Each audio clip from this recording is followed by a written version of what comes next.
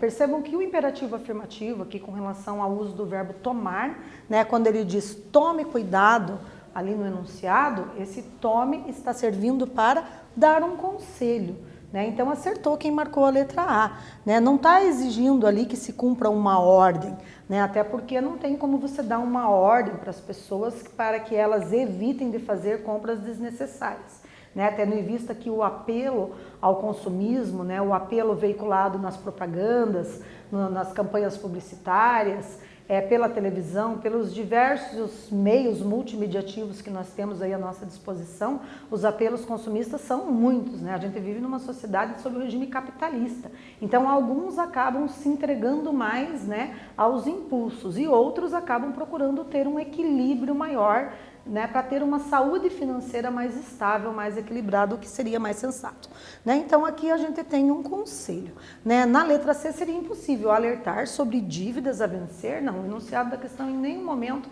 mencionou isso, certo? Então quem assinalou a letra A, muito bem. Vamos continuar aqui. Se você precisa trocar de óculos porque seu grau mudou, isso é um gasto essencial. Mas se você quer comprar óculos novos só para ficar na moda, isso é supérfluo. Um tênis novo, por exemplo, pode parecer essencial para um jovem adolescente, assim como uma geladeira maior para uma dona de casa ou um carro novo para o marido. Para onde está indo meu dinheiro?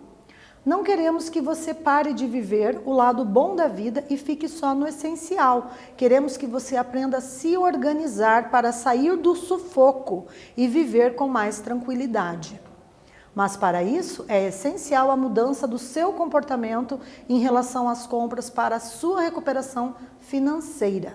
Reveja alguns hábitos na sua rotina e pense 2 vezes sempre que sentir vontade de comprar alguma coisa extra.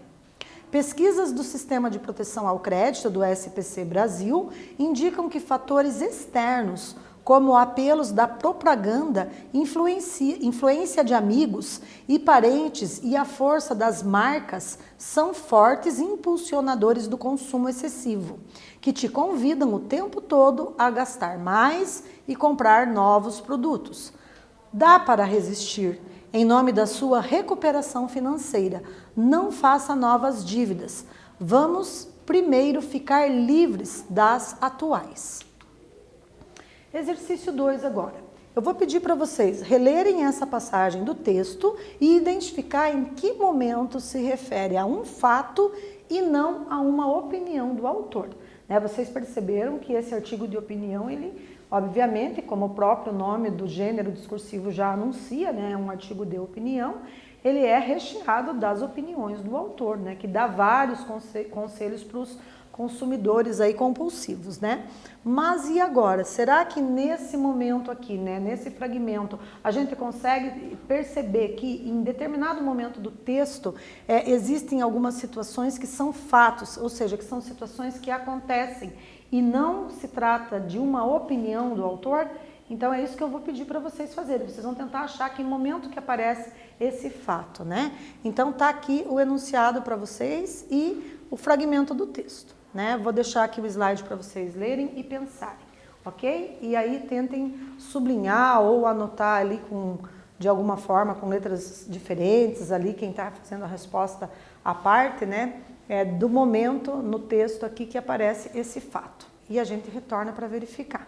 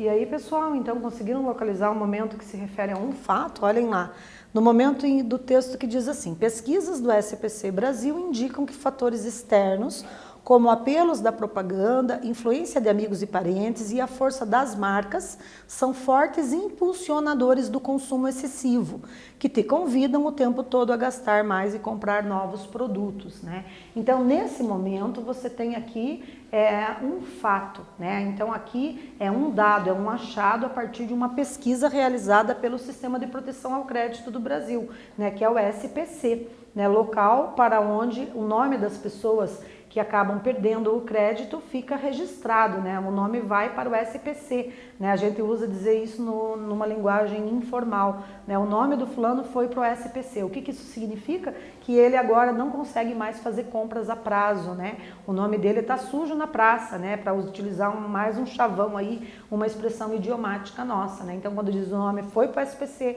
o nome está sujo, significa que a pessoa não vai ter o direito de fazer compras a crédito porque acabou gastando mais do que devia e não conseguiu efetuar o pagamento das dívidas. Vejam, aqui nesse fragmento a gente tem então um fato, né? Não se trata da opinião do jornalista, da pessoa que elaborou esse artigo de opinião, né? Agora, quando a pessoa já na sequência diz assim: dá para resistir em nome da sua recuperação financeira, não faça novas dívidas, vamos primeiro ficar livres das atuais, né, das atuais dívidas. Então observe que aqui, né, a partir daqui já volta a ser a opinião do autor novamente, né? Então aqui a gente está aprendendo a fazer a distinção entre um fato e uma opinião, ok? Então aqui, olha, o artigo de opinião é um texto onde o autor expõe seu posicionamento sobre um determinado tema de interesse público. É um texto dissertativo que traz argumentos sobre o assunto abordado. O escritor, além de mostrar o seu ponto de vista, deve sustentá-lo com argumentos coerentes, né? Então, as características. Também pode-se dizer que é um texto argumentativo. Tem como função apresentar e defender um ponto de vista sobre algum assunto relevante para a sociedade.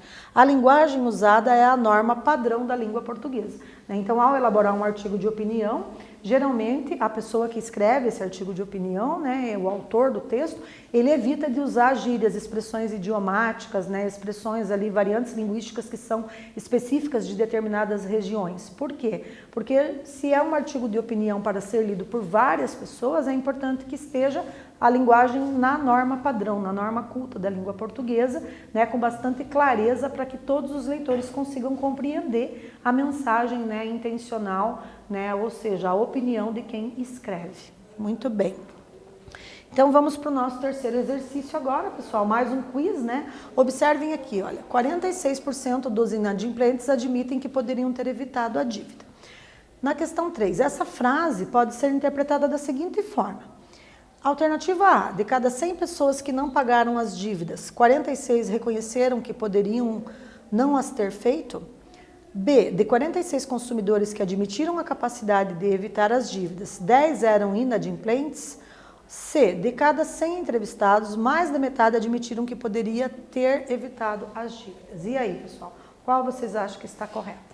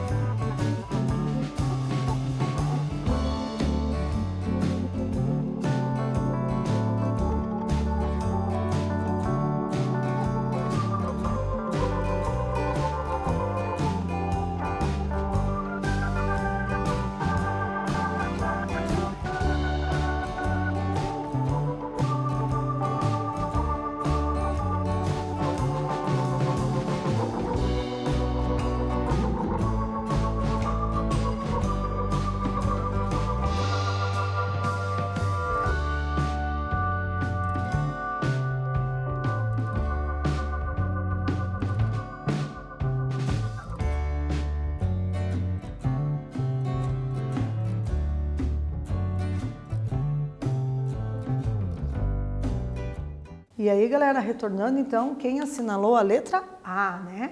Então, quando a gente diz 46%, quer dizer que de cada 100, 46 admitiram que poderiam não ter feito tantas dívidas, né? Poderia ter evitado ali um esquente de cabeça, um nervosismo por conta do excesso de dívidas. Né? Vamos para o nosso exercício quarto, vamos retomar agora figuras de linguagem, né? Mais um quiz. Observem aqui que a gente tem, né, uma imagem, né? Então o título, Meu Bolso Feliz. E agora, meu bolso feliz? Tem a condição do bolso se sentir feliz? Ele tem sentimentos humanos agora? Que figura de linguagem nós temos nessa frase que constitui o discurso verbal, pessoal? Olha lá. Será que é uma hipérbole? Será que é uma personificação?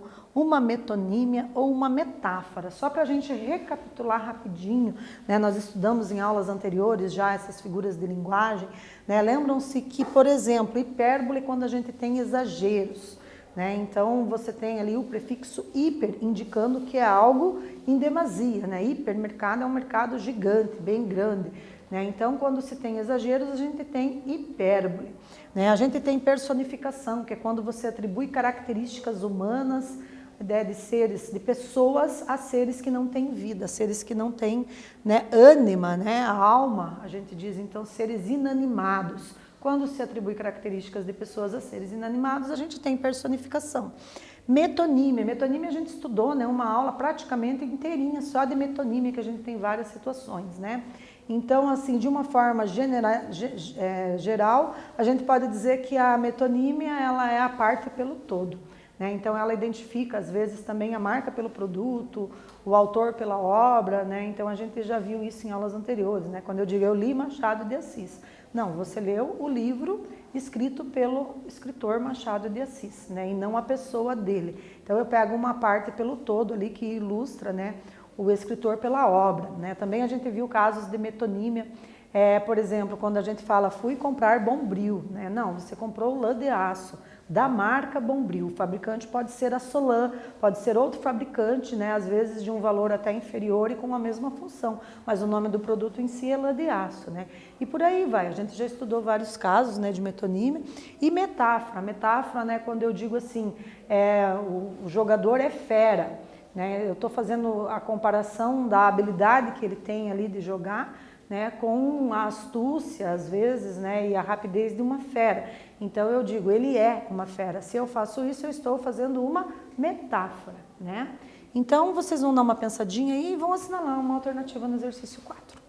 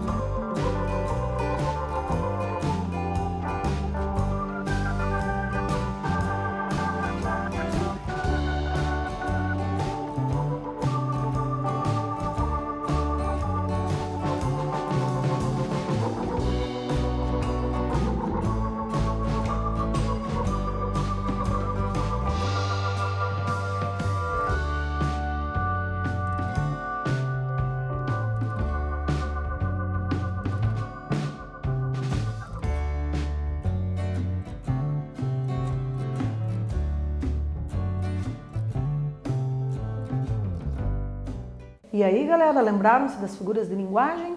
Então vamos ver quem assinalou a letra B, né? O outro nome da personificação a gente aprendeu que é prosopopeia, né? Então é aquela figura de linguagem que a gente atribui características humanas a seres inanimados. Então quando eu digo meu bolso feliz, quem fica feliz sou eu por não ter tantas dívidas, né? Por estar com folga ali e poder de repente até comprar alguma coisinha a mais, um mimo a mais. Por quê? Porque tive uma saúde financeira equilibrada. Isso faz bem para a minha saúde mental também, né? E moral também, né? Então, meu bolso feliz ali, não tem como o bolso ter o sentimento de felicidade, que é um sentimento de humanos, né? Então, o que a gente tem? Uma personificação. Então, quem se lembrou disso conseguiu aí provar que está com uma boa memória e que está acompanhando as videoaulas e aprendendo ali as figuras de linguagem que a gente já trabalhou exaustivamente em várias aulas, mas é sempre bom a gente retomar, né? Vamos agora ler um texto de outro gênero que aborda o tema do artigo de opinião que lemos anteriormente. Então, o título, Os 10 Mandamentos do Jovem Consumidor. Observem agora as características, os elementos composicionais desse texto. Tá? Vamos ler, pessoal? Então, primeiro, não compre por impulso. Pense nos seus planos. Segundo, pesquise antes de comprar. Preste atenção ao preço e à qualidade do produto. Terceiro, conhecer o que está comprando é muito importante. Você deve ficar atento às instruções de uso. Quarto, preste atenção à origem, ao prazo de qualidade e verifique se o produto está em boas condições para não cair numa roubada. Quinto, fique atento e não se deixe levar por propagandas enganosas. Sexto, peça sempre e guarde os comprovantes de pagamento, que podem ser muito úteis em caso de reclamação. Sétimo, formas de pagamento são tão importantes quanto a qualidade do produto. Pesquise a melhor forma de acordo com sua disponibilidade de dinheiro e fuja de pagamentos a prazo que cobrem juros. Oitavo, antes de assinar qualquer tipo de contrato, leia-o com atenção e esclareça suas dúvidas, porque, depois de assinado, não terá volta. Peça sempre uma cópia dele.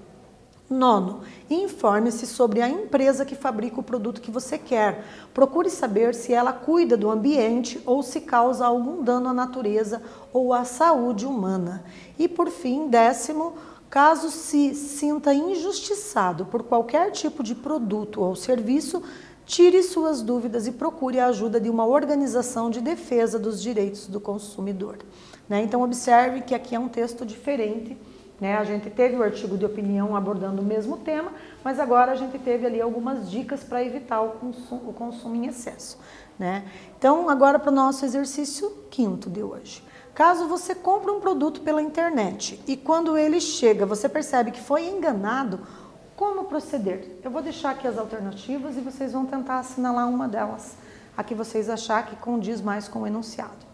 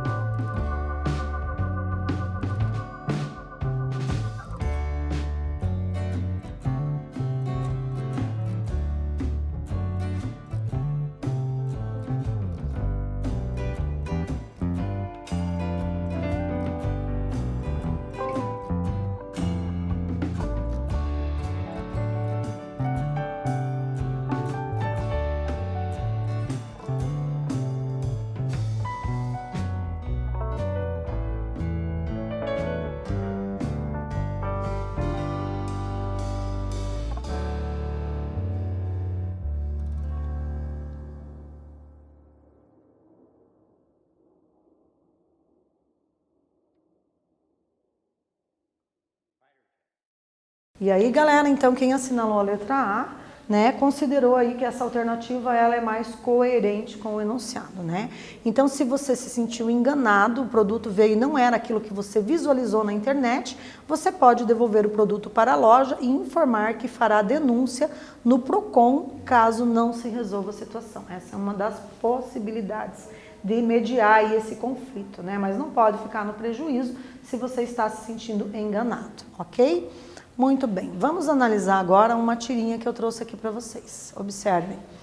Então, nós temos ali os balões de diálogo. O primeiro personagem diz: a única coisa que pode salvar o mundo é o amor. E o segundo: besteira. A salvação do mundo está no altruísmo. O que será que é altruísmo?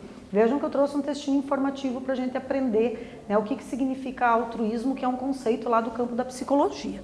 Então, o altruísmo se refere a la conducta humana y es definido como la preocupación o atención desinteresada por el otro o los otros, contrario del egoísmo. Questão 6. Produza um texto de opinião sobre as mensagens aqui presentes.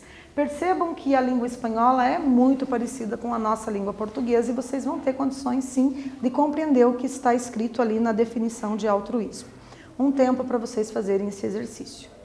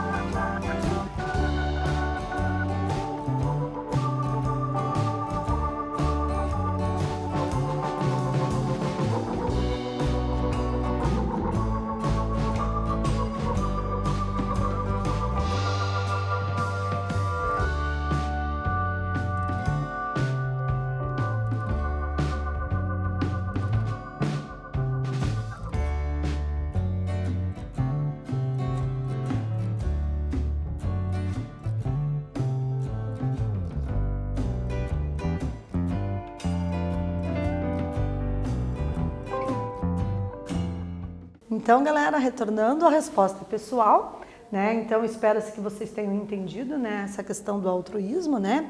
E é importante que vocês tenham seguido os critérios de organização do artigo de opinião que estudamos nessa aula. Vocês se lembraram?